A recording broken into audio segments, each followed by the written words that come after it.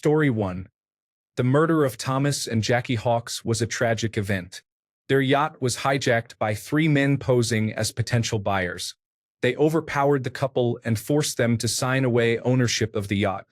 Once they had the paperwork, they tied the couple to the anchor and threw it overboard. It is sickening to think of the horror they must have felt, waiting for the chain to unravel and pull them to their deaths. Story 2. The murder of Kim Wall.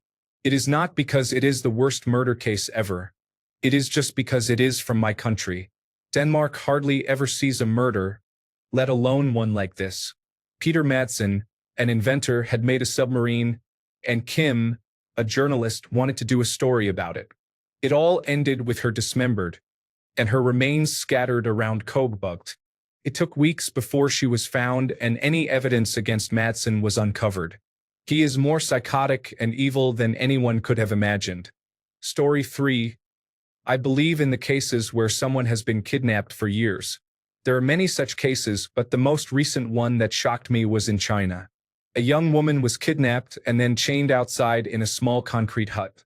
She suffered untold horrors, and I think she was forced to give birth many times. There is a video where someone discovers her and sets her free. It is absolutely horrifying. When I think about it, I always wonder how many were never found or were kidnapped and held like that for decades until their deaths. It can affect your mind because you don't know, but there must be a number of people in the world who were kidnapped and then forgotten but are still alive somewhere. That is why it is always frightening to hear about cold cases from the past where a child disappeared never to be found. Most likely they were killed, but there must be a percentage who were kept alive for a long time, maybe even alive today. Story 4.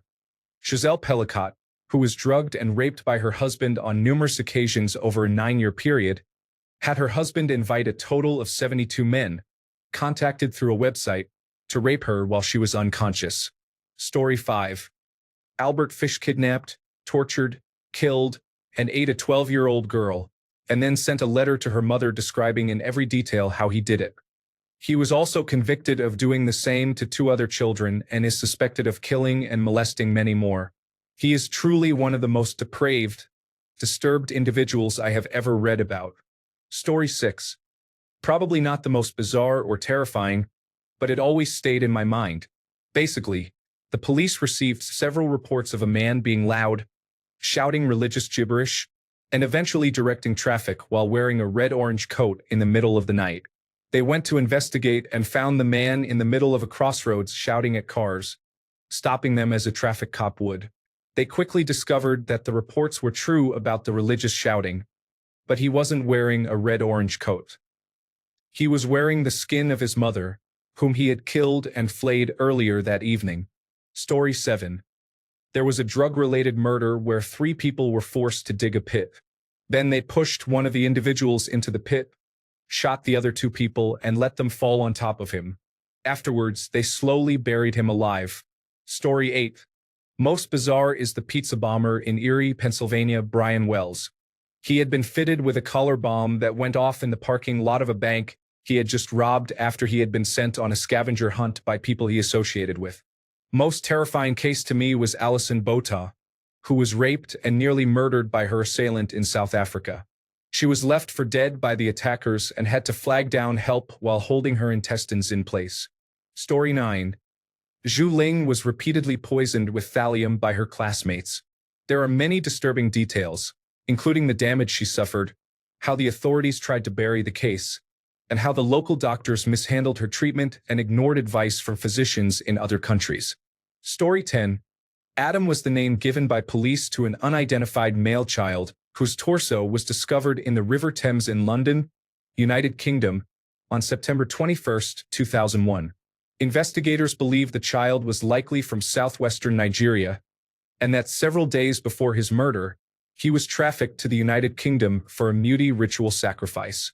To date, nobody has been charged with Adam's murder, and his true identity remains unknown. Story 11. Albert Fish gives me the heebie-jeebies, and I know there are worse than him, but holy hell, his story struck something in me the first time I heard it, and I can't think about it without feeling gross. Story 12. 2 come immediately to mind. One is the Explore With Us video on Wade Allen, which, if the allegations in it are true, is one of the most monstrous things I have ever heard of in my entire life. The other would be the absolutely notorious case of Harmony Montgomery, not so much for the homicide itself, which is obviously horrific, but for the treatment of the remains after the fact, which absolutely beggars belief. If not backed by forensics and witnesses, it would be unbelievable. Additionally, there is Kelly and Bates, whose suffering and abuse was unimaginable. Story 13. Abraham Shakespeare was a poor man with learning disabilities who was functionally illiterate. He managed to win the lottery and change his entire life. Then he started getting swindled by a financial manager who took advantage of him and had him murdered when he began to realize the scam. She buried him on her property under a concrete slab and then proceeded to tell the most outrageous lies to the police. The police interview video is astonishing. Her lies are so absurd, and the interviewers are incredibly frustrated throughout the entire session. Story 14. A Jane Doe who checked into an Oslo hotel under an alias was found dead in her room in early June 1995. Nobody knows who she is or where she came from. Hotel employees said she sounded East German. There are signs of intelligence tradecraft in her few personal effects. A gunshot was heard from her room, which was double-locked from the inside, but signs point to murder rather than suicide. A totally baffling case. Story 15. My grandma told me when the Soviets came to raid her village, a lot of villagers had made a hiding bunker in their water wells. So when they came and found out people did this, they started throwing grenades in every well, and a lot of people died because they had nowhere to go when it started raining grenades. Story 16. The Visalia ransacker, East Area rapist, and Golden State killer, Joseph James D'Angelo, is believed to have started out as the East Sacramento flasher and Cordova Meadows burglar. He escalated from a pervert and nonviolent robber to a calculated rapist and killer, aided by his police training. Even after being fired from the force for shoplifting, he most likely listened in on a police radio to know their movements. In one incident, where a woman had reported a prowler, the detective who arrived to investigate was surprised when she said she had heard police radio chatter and thought they were already there. D'Angelo methodically surveilled his victims and often brazenly struck when the man of the house was home, binding him and stacking plates on his back so he would know if he moved. By the time his surviving victims realized it was over, he was long gone. He knew his hunting grounds like the back of his hand. Part of his strategy was to park his car some distance from the crime scene and make his escapes on foot or by bike via storm drains and other routes. His planning sometimes also involved entering a target's home and looking around inside while they were away. He taunted victims with calls, sometimes years after the crime had been committed, or before an attack in order to learn their schedule. In total, he is responsible for 13 murders, 51 rapes, and 120 burglaries. That number is most likely higher when you take into account attacks such as the one that occurred in Sardaway. Story 17. David Parker Ray, also known as the Toy Box Killer. This man and his wife, Cindy, would kidnap young women and keep them locked up in shipping containers on his property. He had an audio tape that he would play for his victims as they woke up from a drugged stupor. He described in lurid detail the horrifying physical and sexual abuse that he had in store for these young women. Acts that included being imprisoned, beaten, raped by animals, forced to soil themselves as punishment, and how he intended to cut the women's nipples off if they tried to bite him or his wife. Just imagining waking up in total darkness with no idea where you are, then hearing this tinny man's voice crackling from the speaker of an old tape recorder, dripping with glee as he describes the fate that awaits you. Nightmare fuel. Story 18. Leonard Lake and Charles Ng were California serial killers who made entire families disappear, including young children. In one of their murders, they responded to an advertisement for camera equipment for sale. They went to the house to look at the camera and ended up abducting the whole family, which included a husband, a wife, and an infant. They then killed the husband and the infant and raped the wife repeatedly before killing her as well. Story 19. Elizabeth Short, known as the Black Dahlia, is one that sticks in my mind due to the brutality of the case. No one was ever arrested, and it is remarkable that someone came out of nowhere to commit such an act and then never did anything like it again. Story 20. Like some of the others here, this isn't necessarily the most bizarre or terrifying, but it really stuck with me when I heard about it due to the cruelty of it and how serene the location is now. In 1971, an incident known as the Hanging Rock Murders occurred just outside of my hometown of Roanoke, Virginia. As I recall, three teenagers wanted to become members of the Pagans Outlaw Motorcycle Club but were turned down for various reasons. They decided that if they could impress the bikers by committing some sort of notable crime, maybe they would be allowed to join. What they ended up doing was driving to a local pizza place, waiting for a young couple to arrive and go inside, and one of the murderers hid in the back of the victim's car. The one that was hiding did not reveal himself until the couple started to drive away, while the other two followed in their own car. The guy in the car with the victims guided them outside of town to a secluded location. Once there, the couple was held at gunpoint, and the man was made to watch as the three assailants took turns assaulting the woman. The couple was then shot to death, and their bodies were left behind for people to find. If I remember correctly, at that point, the guys went to the biker gang, bragging about what they had done, and were turned in.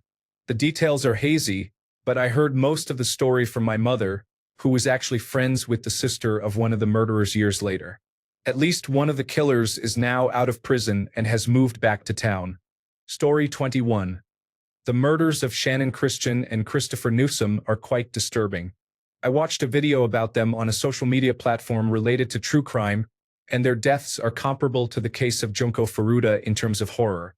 They were kidnapped from an apartment parking lot and both were raped, tortured, and murdered. Please search for more information at your own discretion. Story 22. Alison Bota. It's the one crime case that has always stuck with me for how horrific it was and how incredibly she survived. She was brutally raped, disemboweled by being stabbed 36 times, and nearly decapitated. But she survived. Story 23. The Wichita Massacre was committed by the Carr brothers in 2000. This is not a well-known case. It is truly horrifying. Story 24. This isn't so much terrifying but bizarre and unsettling, but I just found out about it, so it's at the front of my mind. Up in Ontario, this woman named Caitlin Braun pretended to be pregnant and solicited the services of over 50 birth assistants over the course of almost a year to help her through labor. Many of the birth assistants provided their support for free because she said the pregnancy was the result of a sexual assault and that she had just found out that there was no heartbeat, so it was going to be a stillbirth. The ones who did charge her ended up being ghosted without payment. She was charged with 51 charges for things like fraud and indecent acts and pleaded guilty to 21 of them. She was sentenced to house arrest in late 2023. Then, while she was on house arrest, she did it again. She is going to be resentenced on Valentine's Day this year. Story 25. When I was in middle school, there was a young man, 17 years old, in my city who killed his parents and tried to kill most of his siblings. One sister was at a sleepover that night. Thank goodness. Anyway, if I remember correctly, he primarily used a hatchet in the attacks. The crime scene was so bloody and horrific that the responding officers were on leave for a while to get counseling and generally try to recover from what they had seen. Since the killer was a minor, he was sentenced to life with the possibility of parole after 15 years. It has been nearly 27 years since the crime, and he is still in prison. Considering the brutality of it all, I cannot imagine he will ever get out. I was almost 13 at the time, and I remember seeing the news about this case. I will never forget the look on his face after he was loaded into a police car after the attacks. The best way I can describe it is demonic. Story 26. Seth Jackson died in Somerville, Florida, in 2011. That poor boy was killed by his peers and girlfriend. That was the most shocking. Story 27. This woman named Taylor Parker lied about being pregnant for attention. After 9 months of maintaining the lie, she attacked a pregnant woman and forcibly removed the baby from her. She then claimed that the baby was hers. Story 28. Not so much bizarre but stuck with me because of how close it was. I worked for a sign company that dealt with all the vehicle dealerships in town, and a kid from one of them was found to have murdered for women. It was over a couple of years, and he was only 19 to 21, I think. I spoke with him several times a week and was alone with him in vehicles quite often. He seemed very nice and pretty soft-spoken. It gives me the creeps just thinking about it. Story 29. The disappearance of Brianna Maitland has always stuck with me as strange. That photo of her car backed up to an abandoned house gives me the chills for some reason. Story 30.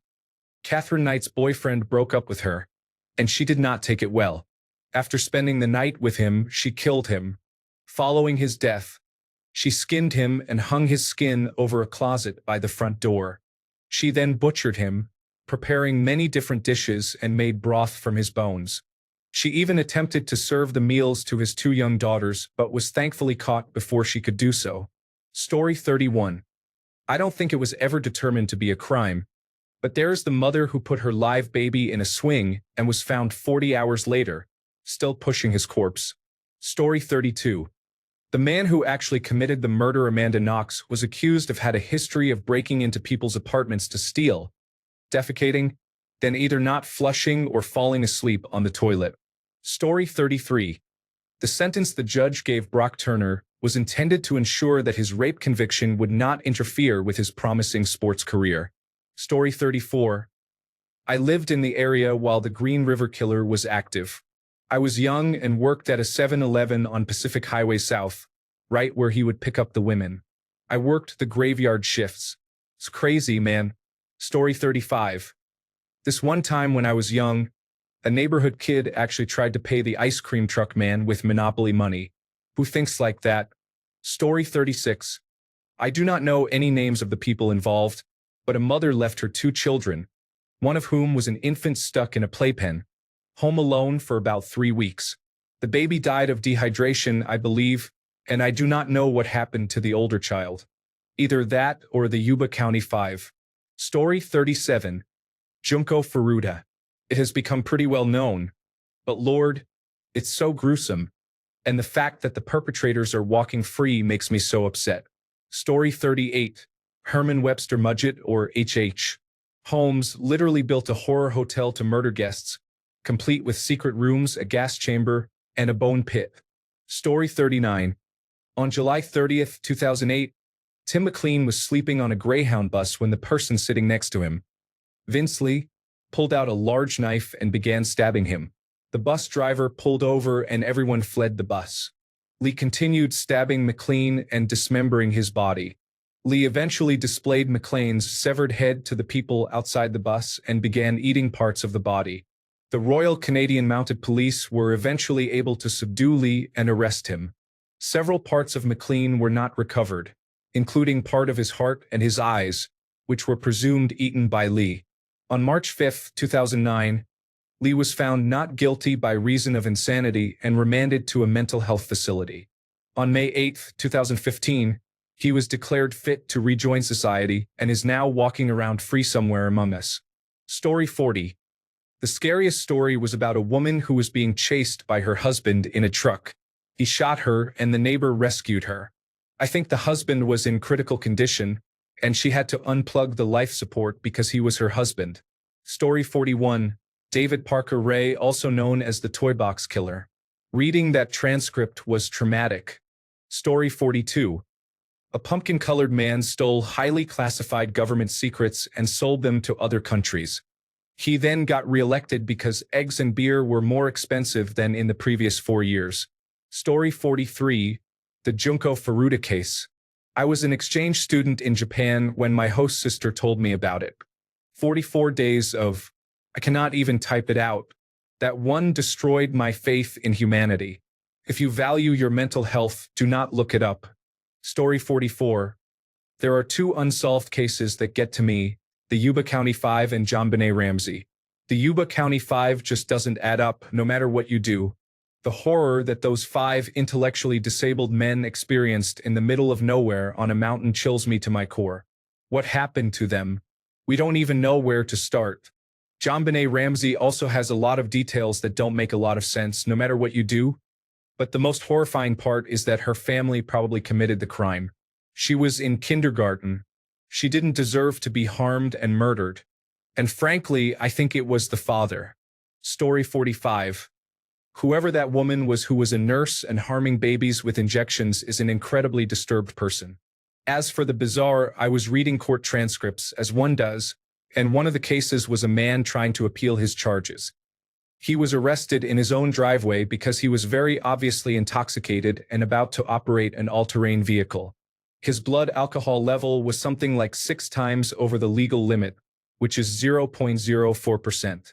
He had a blood alcohol level of 0.24%. For some reason, he thought that because he didn't leave his driveway or properly drive the all-terrain vehicle, he shouldn't have received the charges he rightfully received. That case is my all-time favorite court case. Story 46. Maybe not largely known, but because they were both neighbors at the time of their murders, Jessica Sacco and Sarah West come to mind. My heart aches for the victims and their families. For Jessica, there were 5 people convicted, 5 people who could have prevented what happened to her, but they all took part in it. Little Sarah West was only 5 years old. She was murdered by her 16-year-old babysitter, who mutilated her body. Both incidents occurred in Ohio. I just cannot get over the insanity and depravity it takes to commit such acts. Story 47. The Toy Box Killer was an American kidnapper, torturer, serial rapist, and suspected serial killer. Ray kidnapped, raped, and tortured an unknown number of women over many decades at his home in Elephant Butte, New Mexico. Ray was suspected of murdering up to 60 of his victims. However, no bodies or definitive evidence have ever been uncovered linking him to any murders. Ray used soundproofing methods on a semi-trailer, which he called his toy box, and equipped it with items used for sexual torture. He would kidnap about 4 or 5 women a year, holding each of them captive for around 2 to 3 months.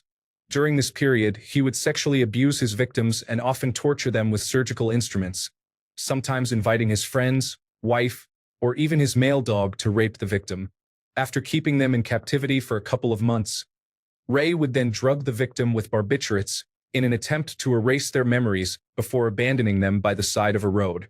The craziest thing is I was traveling cross-country and stopped in Durango, Colorado.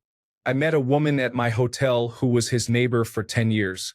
This was like 30 minutes after I had listened to the episode about him.